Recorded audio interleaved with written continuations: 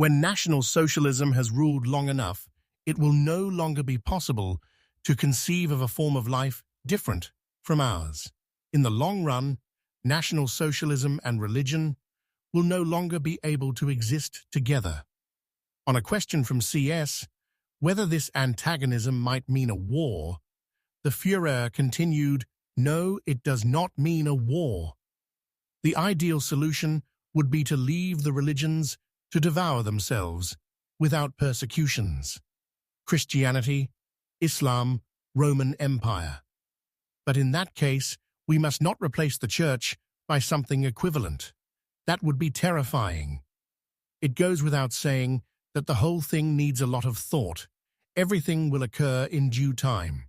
It is a simple question of honesty. That's what it will finally boil down to." In England, the status of the individual in relation to the church is governed by considerations of state. In America, it's all purely a matter of conformism. The German people's special quality is patience, and it's the only one of the peoples capable of undertaking a revolution in this sphere. It could do it, if only for the reason that only the German people has made moral law the governing principle of action. The heaviest blow that ever struck humanity was the coming of Christianity. Bolshevism is Christianity's illegitimate child. Both are inventions of the Jew. The deliberate lie in the matter of religion was introduced into the world by Christianity. Bolshevism practices a lie of the same nature when it claims to bring liberty to men, whereas in reality it seeks only to enslave them. In the ancient world, the relations between men and gods were founded on an instinctive respect. It was a world enlightened by the idea of tolerance. Christianity was the first creed in the world to exterminate its adversaries in the name of love. Its keynote is intolerance. Without Christianity, we should not have had Islam. The Roman Empire, under Germanic influence, would have developed in the direction of world domination, and humanity would not have extinguished 15 centuries of civilization at a single stroke. Let it not be said that Christianity brought man the life of the soul, for that evolution was in the natural order of things. The result of the collapse of the Roman Empire was a night that lasted for centuries. The Romans had no dislike of the Germans. This is shown by the mere fact that blonde hair was fashionable with them. Amongst the Goths, there were many men with dark hair.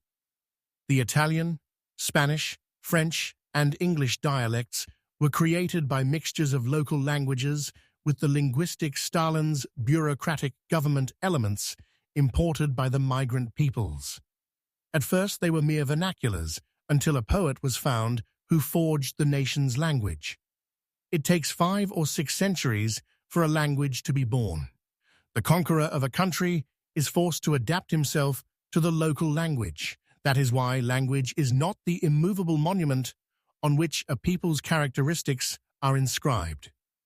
A people's way of eating, for example, is racially more typical, for every man remains persuaded in his heart that his mother is the best cook. When I tasted the soup of the people of Schleswig-Holstein, it occurred to me that the gruel of the Spartans cannot have been very different. In the time of the Great Migrations, the tribes were the product of ceaseless mixtures. The men who arrived in the south were not the same as those who went away.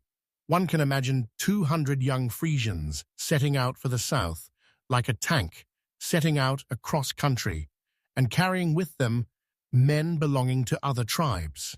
The Grots are certainly more Germanic than Slav. The Estonians, too, have a lot of Germanic blood. The Estonians are the elite of the Baltic peoples. Then come the Lithuanians, and lastly, the Latvians. Stalin used Latvians for the executions which the Russians found disgusting. They're the same people who used to have the job of executioners in the old empire of the Tsars. Stalin is one of the most extraordinary figures in world history. He began as a small clerk, and he has never stopped being a clerk. Stalin owes nothing to rhetoric. He governs from his office, thanks to a bureaucracy that obeys his every nod and gesture. It's striking that Russian propaganda, in the criticisms it makes of us, always holds itself within certain limits. Stalin, that cunning Caucasian, is apparently quite ready to abandon European Russia if he thinks that a failure to solve her problems would cause him to lose everything. Let nobody think Stalin might reconquer Europe from the Urals. It is as if I were installed in Slovakia and could set out from there and reconquer the Reich. This is the catastrophe that will cause the loss of the Soviet Empire.